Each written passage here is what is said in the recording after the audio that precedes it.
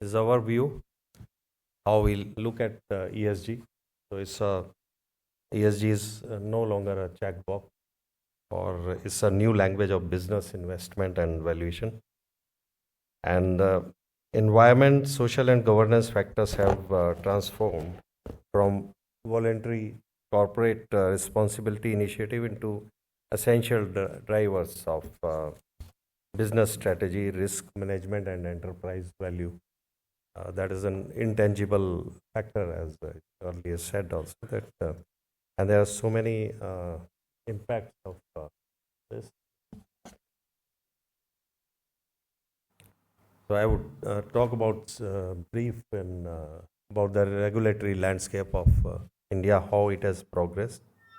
So ESG policy reforms, they were started in 2008, the first initiative index, and then it moved on to guidelines preparing 2009-11, and then in 2013 the MSCI India ESG infra came into being, and then 2014 there was a shift in when the Companies Act 2013 came into being, and they included this 2% of profit over the preceding 3 years in ESG, and then 2015 inclusion in private sector, priority sector lending, that is through the banks and all that they were preferring. They started, and then 2018 there were green bond guidelines on the lines of UN, and 2019 it is the NVGs revised this thing, and 21 saw this BRSR into that responsibility, business responsibility and sustainability reporting from the top listed companies, and now they are expanding this. And 23 new ESG categories have fallen into line. That is how it has the regulatory framework progressed in India about the ESG.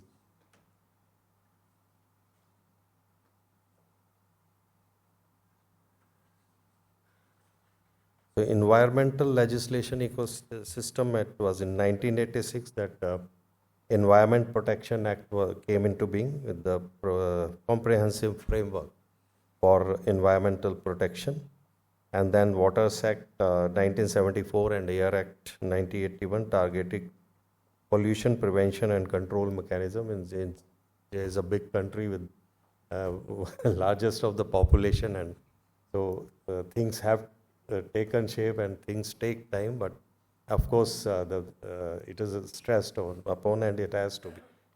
And Forest Conservation Act 1980, which has resulted in good I would say increase in expanding of forests throughout the country. And then Wildlife Protection Act, that is again one way of conservation of endangered species and habitats, which is required. And then the financial sector initiatives, like Reserve Bank of India, which is the central bank, Sustainable Finance Group, they are actively developing a climate risk disclosure framework with that will require banks and non-banking finance companies to transparently report climate-related risks. And then this initiative aligns India's financial sector with the global best practices in sustainable finance and risk management. It is on there. So let's talk about the ESG's, India's ESG leadership on the global stage. So I can say that India is defining, not following ESG movement, because now is an you can see from that global ESG assets, total asset management, 40 trillion dollars as per Bloomberg report, and 92% it has increased from 20% to 92% in India, and we have 8th in ranking, India's global rank position in ESG disclosure maturity.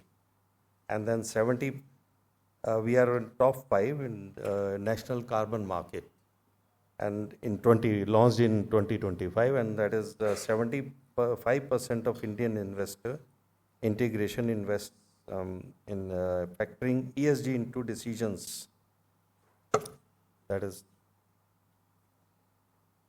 Now, let's speak about the power generation, which has increased manifold since it's almost 2.5 times in 20 years, the overall power production, and we are third in international this thing, and as well as the power generation is concerned. And out of this power generation, we have developed.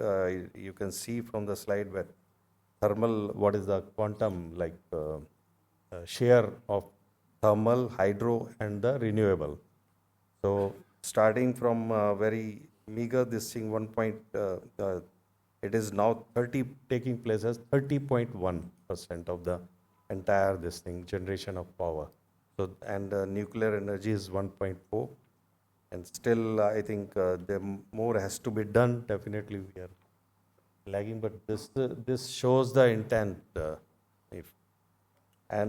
Globally, renewable beat global coal for first time. That was a recent finding in 2025, and that is how we are proceeding now. Just a brief case studies we have done for Indian corporate ESG transformation, like Tata Steel.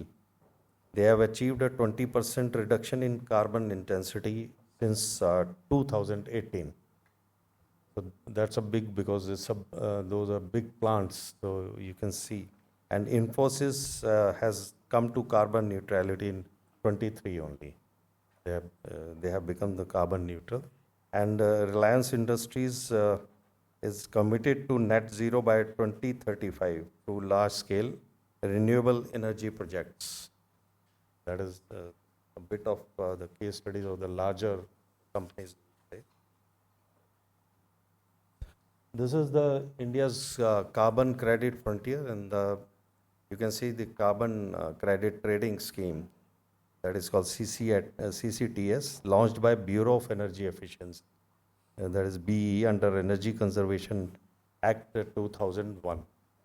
So it is enabling the trading of carbon credit certificates now, which is estimated at US $6 to $8 billion by 2030. And valuation will definitely, it will impact the valuation once carbon efficient firms, they are bound to have the saleable credits and new income channels. So that is creating their credit is going up. Like Renner, you have also spoke about this. But Sumi, I think you have mentioned the greenwashing trap. And so when claim outrun reality, so this particular things we have to watch for, and there must be some ways to contain it, or rather see how we can contain it. And I think standards may provide some.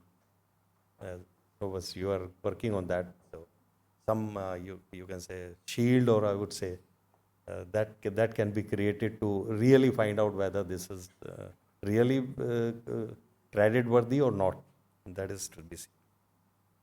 So in our view, why ESG matters in valuation? So ESG risks premiums now directly influence discount rates and terminal values. And then the firms with strong ESG performance enjoy 20 to 25% valuation premiums globally. It's a global this thing. And then poor ESG scores can trigger investors' exit and higher capital costs.